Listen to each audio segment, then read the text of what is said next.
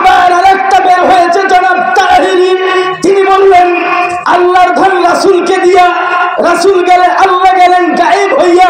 আল্লাহ বললেন হুয়াল আউয়াল ওয়াল আখির ওয়াল যাহির ওয়াল বাতিন, আমি আল্লাহ গায়েব হই না। 5 মিনিট। আল্লাহ বললেন আমি সম্পদ যদি তোমাদেরকে দেই, আল্লাহ সম্পদ কি শেষ হয়ে যায়? কথা বলেন না কেন? আল্লাহ যদি আপনাকে সম্পদ দেয়, তার সম্পদ শেষ হয়ে যায় না।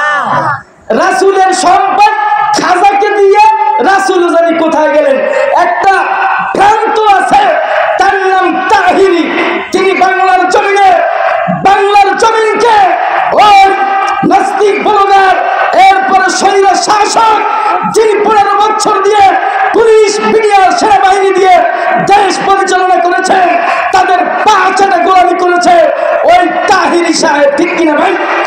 দেখেন আল্লাহ বললেন ইন্নাহু মান ইউশরিক বিল্লাহ ফাকাদ হারামাহুল্লাহ আলাইহিল জান্নাহ ওয়া মা'ওয়াহুন নার ওয়া মা লিয-যালিমিন মিন আনসার। এক কথায় ইন্নাহু মান ইউশরিক বিল্লাহ, যারা আমি আল্লাহর সাথে অংশীদার স্থাপন করে, ফাকাদ হারামাহুল্লাহু আলাইহিল জান্নাহ, আমি তার জন্য জান্নাত হারাম ঘোষণা করলাম। কার কথা? আল্লাহর কথা। এই পর্যন্ত বলেই তিনি শেষ করে দিলেন না, ওয়া মা'ওয়াহুন নার, তাদের জন্য প্রজ্বলিত অগ্নিকে প্রস্তুত করে রেখেছি। শুধু তাই নয়, ওয়া মা লিয-যালিমিন মিন আনসার, কোন বাবা আছে সেদিন তোকে বাঁচাবে? কোন খাজা বাবা, তো এল বাবা, ভন্টু বাবা, লেংটা বাবা, তালা বাবা, সালা বাবা বাঁচাতে পারবে না। আল্লাহ বললেন সেদিন কেউ তোকে বাঁচাতে পারবে না, যিনি বাঁচাবেন তার নাম কি? আল্লাহ।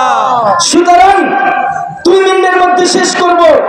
কে আমাকে কোন মসজিদে রাখে না রাখে ওটা আমি নো এলাম, প্রয়োজন বোধহয় বাদাম বিক্রি করে জীবন নির্বাহ করব, কিন্তু গত 16 বছর তারা তো ফ্যাসিস্ট মানুষ দেখলে জামাত ইসলাম টুপি দাড়ি পাঞ্জাবি দেখলেন ওদের চুলকানি ছিল, কোন সন্দেহ আছে?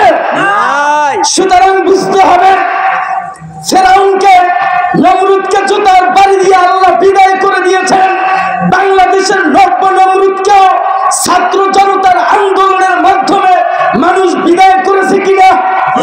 সুতরাং বুঝতে হবে যারা ইসলাম বাদ দিয়ে, দেশের মানুষকে বাদ দিয়ে অন্য কোন বিষয়ে ক্ষমতা হস্তান্তর করতে চাও, তাদেরকে স্পষ্ট কণ্ঠে বলি, সে যে দলেরই হোক, প্রত্যেকটি দলের ভোট দেওয়ার অধিকার আছে। ভোটে যেতাম বলতো তোমার ভোট শেষ, এই দিন ছিল না? দ্বিতীয় কোনো কথা বলার মতো সাহস, দুঃসাহস কেউ দেখাতে পারে নাই।